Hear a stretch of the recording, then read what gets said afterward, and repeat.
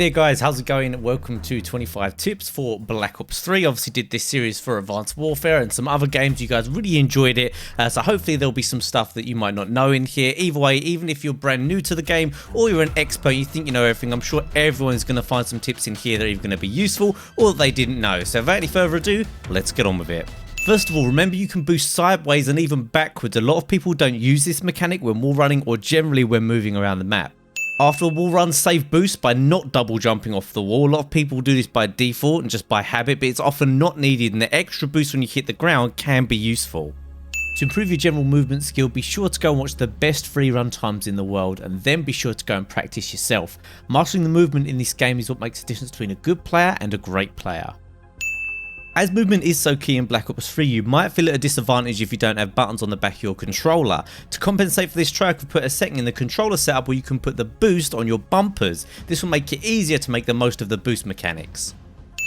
A little fact you might not realise is that no matter what weapon you use, you'll only be 5% slower than your base speed. This is different from other Call of Duties where you can be up to 10% slower with some of the larger weapons.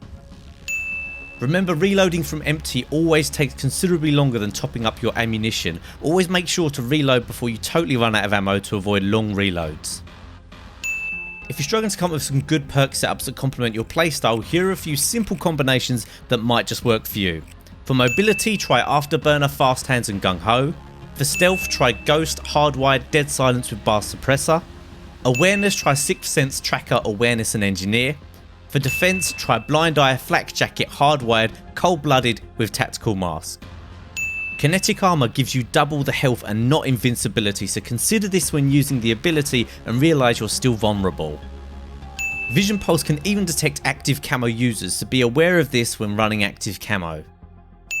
It's actually possible to survive the Tempest using your Kinetic Armor, so consider saving this if you can see there are Tempest users on the other team.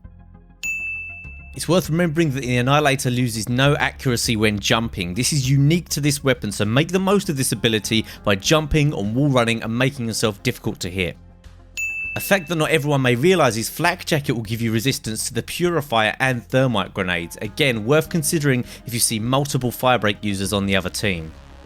Hardcore modes are often your best option with hard to get camo challenges such as pistols and shotgun headshots, as well as one-shot sniper kills with the weaker snipers. If you are running a sniper or an LMG, it might not be necessary to carry a launcher to take down streaks. Both of these weapons are extremely good at taking down streaks in this game, so it might be worth your time making a few extra seconds to take down that streak with your primary weapon. For easy XP, be sure to check the near completion challenges in your barracks. These will list all of the challenges you are near completing. You can set up your classes to target these challenges.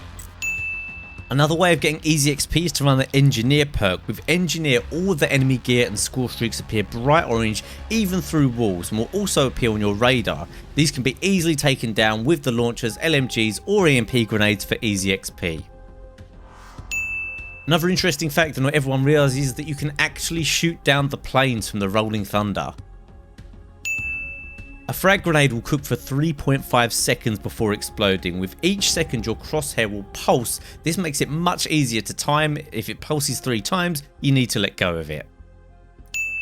Something else that might not be obvious to everyone is that specialist weapons take longer to get than specialist abilities. This might be worth noting in longer game modes where you might be able to use that ability up to 3 times rather than your weapon just 2. Obviously there are other factors as well, but as a general rule you will earn your weapon much slower than you will earn an ability.